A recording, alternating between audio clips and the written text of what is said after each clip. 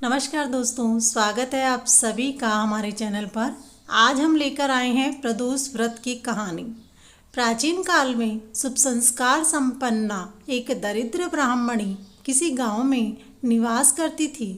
संत एवं अतिथि सेवा में उसका मन स्वाभाविक रूप से प्रमोद करता था।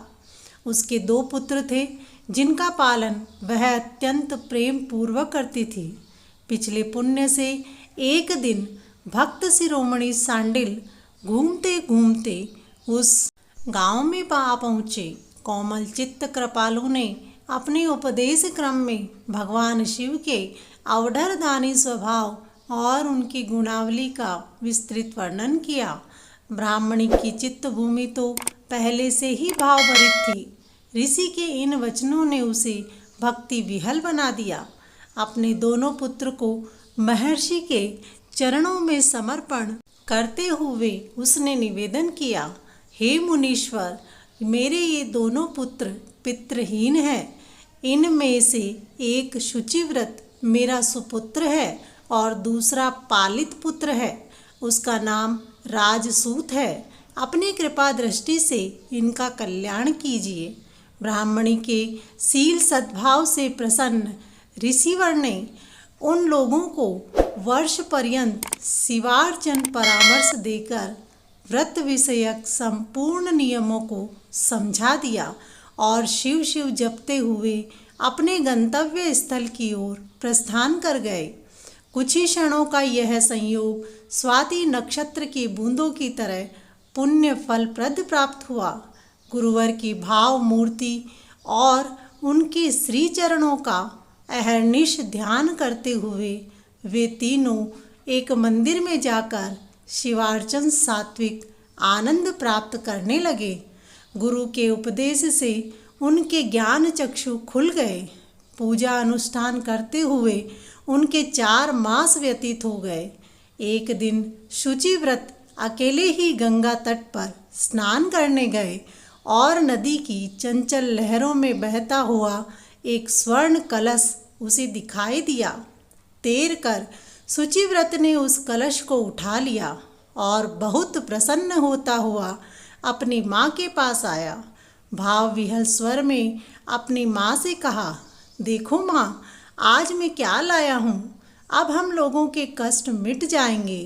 देवादिदेव शंकर जी की करुणा और महिमा अपार है। उस रत्न भरे कलश को देखकर ब्राह्मणी के हर्ष का ठिकाना नहीं रहा।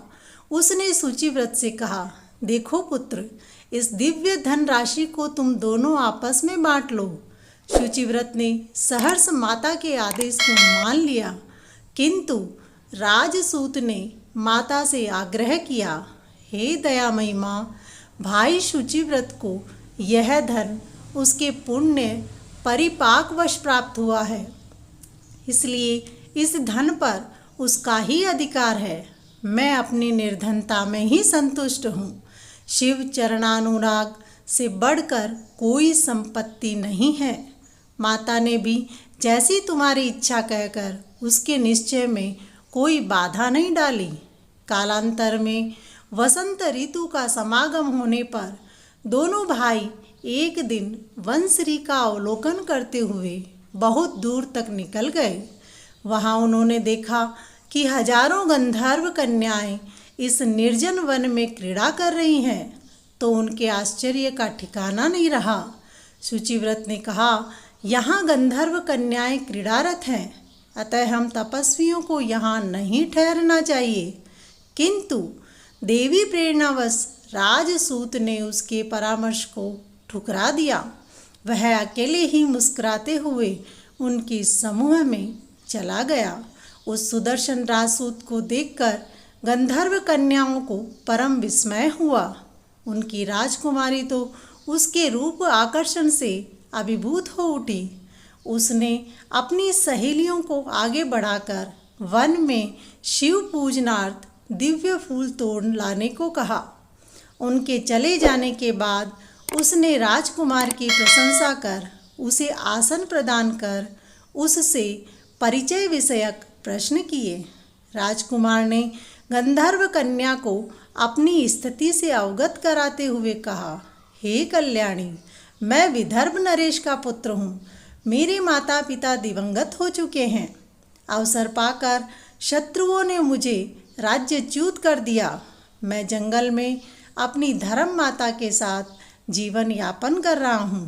संपूर्ण वृत्तांत सुनकर गंधर्व राजकन्या प्रसन्न हो उठी और उसने उससे विवाह विषयक अपनी मनोभिलाषा प्रकट करते हुए कहा, हे राजपुत्र, मैं विद्रविक नामक गंधर्व की पुत्री अंशुमति हूँ। मेरे चित्त में आपकी छवि बस गई है, अतः मैं आपकी चिरसंगिनी बनना चाहती हूँ।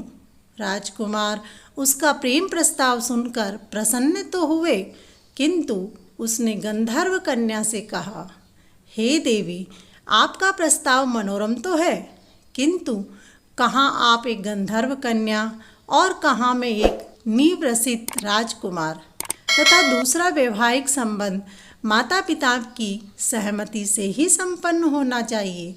उसका विवेक संगत उत्तर सुनकर कन्या ने उसकी धर्म बुद्धि की सराहना की तथा कहा कि वह गंधर्व राज की अनुमति लेकर ही ऐसा करेगी। वे उसके चयन को सहर्ष स्वीकार कर लेंगे। उसने अपने गले का हार निकालकर राजकुमार को पहनाते हुए कहा, हे पुरुष प्रवर, कल आप इसी समय यहाँ उपस्थित होना। मैं पिताजी के साथ चली आऊँगी। दूसरे दिन चली आऊँगी। और यह कहकर के सूचिव्रत उसकी माँ तथा राजकुमार के वहाँ पहुँचने पर गंधर्व राज ने अपनी कन्या का पाणी ग्रहण कराते हुए राजकुमार से कहा, हे पुत्र, चिंता मत करो। भगवान शंकर ने मुझे तुम्हारी सहायता करने का आदेश दिया है। तुम्हारे बारे में सब कुछ बता दिया है। मैं सब प्रकार से तुम्हारी सहायता करूँगा। हर्ष से गदगद राजकुमार और उसकी ब्राह्मणी माता ने गंधर्व राज का आभार माना और शिव कृपा से राजकुमार ने अपना नष्ट राज्य वैभव पुनः प्राप्त कर लिया। उसने सूचिव्रत को अपना मंत्री बना लिया तथा अपनी पालिका माता को राजमाता के पद पर प्रतिष्ठित किया। उन लोगों के दिन आनंद से बीतने लगे। यह प्रदोष व्रत प्राणी मात्र के लिए अभीष्ट प्रद एवं भक्ति मुक्ति विधायक है। जो लोग इस व्रत का आचरण नहीं करते हैं, वे ही दुख दरिद्र व माया जाल में फंसे रहते हैं।